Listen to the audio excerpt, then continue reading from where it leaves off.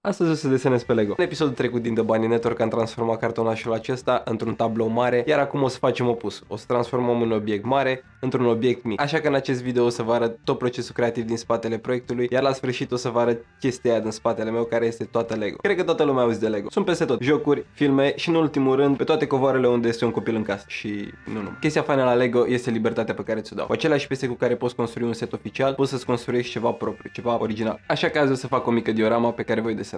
Cum? O să vedem imediat. Dar mai întâi trebuie să facem niște cumpărături. Pentru asta o să deschid PC-ul și o să caut fiecare piesă în parte. Cred că sunt undeva pe la 200-250 de piese. So, this is gonna be fun. Gata lista, hai să intrăm pe Brick Depot și să vedem dacă găsim toate piesele. În partea stângă am fiecare piesă cu codul respectiv. Și o să-i dau un copy, apoi un paste și un search. Și am găsit. Apoi aici avem... nu, asta e o singură culoare. Nu ne trebuie. Ok. Și aici găsim culorile. Selectăm culoarea, selectăm cantitatea. Din câte știu sunt 10. Și asta o să facem cu fiecare piesă în parte. Bun, am primit mail de confirmare. Tot ce mai rămâne să facem este să așteptăm curierul. Ce drăguț a fost băiatul, a venit până sus. Ne-a adus pachetul. E timpul să-l deschidem. Să ne apucăm de treabă.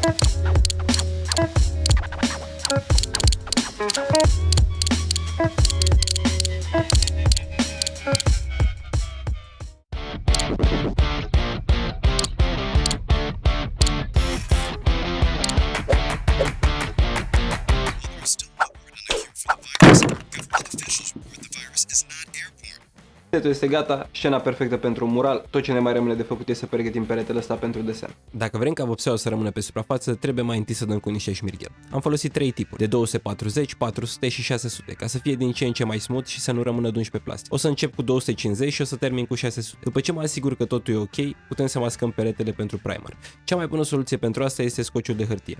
După ce mascăm toate părțile, putem să trecem la primer. Pentru asta am folosit Montana Primer, îmi place mult cum se simte după ce se usucă, nu uitați să agitați bine și haideți să dăm câteva straturi.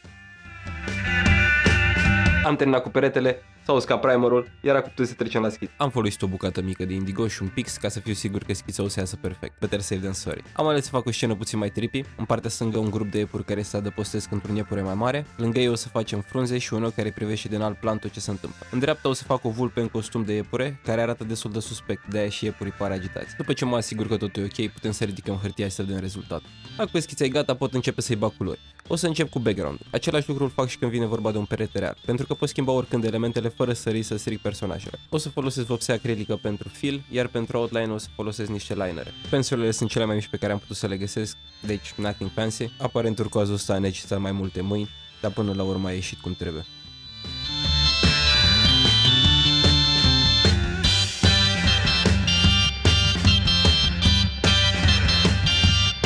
După ce am terminat cu background-ul, o să-i bag culorile de bază pentru fiecare element în parte, apoi o să-i adaug niște umbre și detalii ca să-i dau puțin depth și să iasă în evidență.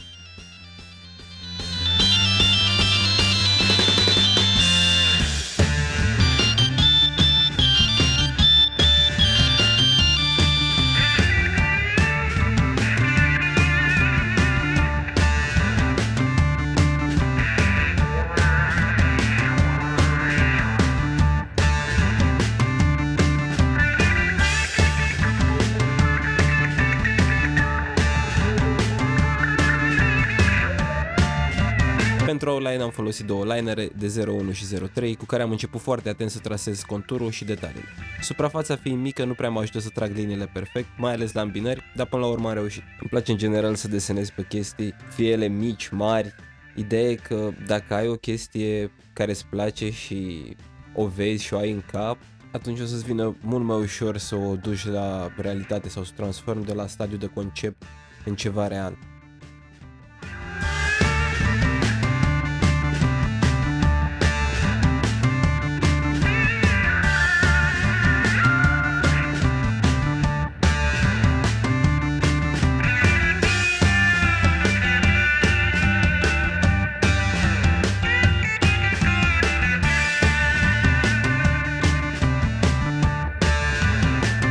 Aproape am terminat conturul, îmi place foarte mult cum a ieșit, mai trebuie să facem un singur lucru, să-l dăm cu câteva straturi de varnish ca să-l protejăm de soare, vânt, pisici. Ce ne desparte de peretele nostru final e grămada asta de scoși pe care trebuie să o dăm jos și după aia putem să-l montăm. Am terminat peretele, a ieșit blană, îmi place maxim combinația de turcoaz și mov, hai să vedem cum arată montat.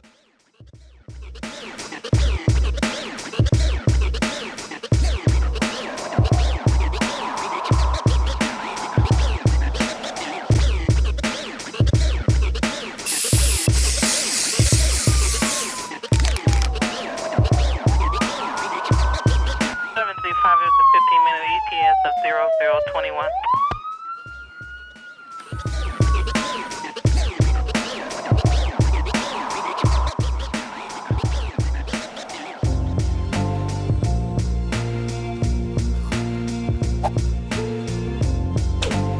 Ok, am terminat. Asta înseamnă că e timpul pentru chestia aia din spatele meu. Dar înainte de asta o să vă arăt cum treceți de la asta la asta. Pentru asta o să avem nevoie de două chestii. Un cont de Bricklink și Studio 2.0 pe care îl găsim pe site.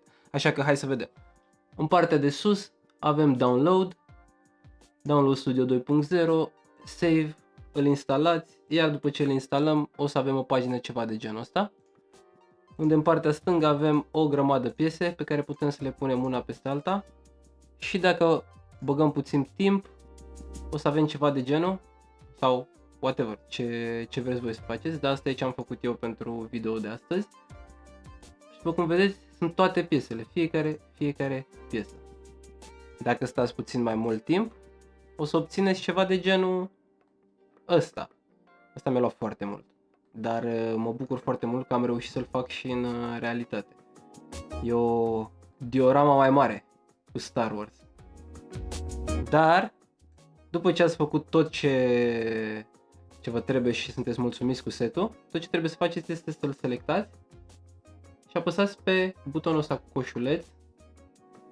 O să deschidă o fereastră, Proceed to Verify Items. Și aici avem lista cu toate piesele pe care le putem folosi pentru a face setul.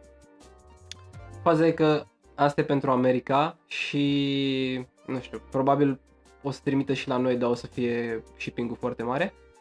Așa că ce putem face este să intrăm pe Brick Depot și aici putem să găsim unde sunt piese Lego. Și cumva în mare codurile de aici merg foarte bine. Dacă îi dăm un copy-paste și un search, avem fix ce ne trebuie. Cam asta e procesul, avem momentul în sfârșit să vedem chestia în spate.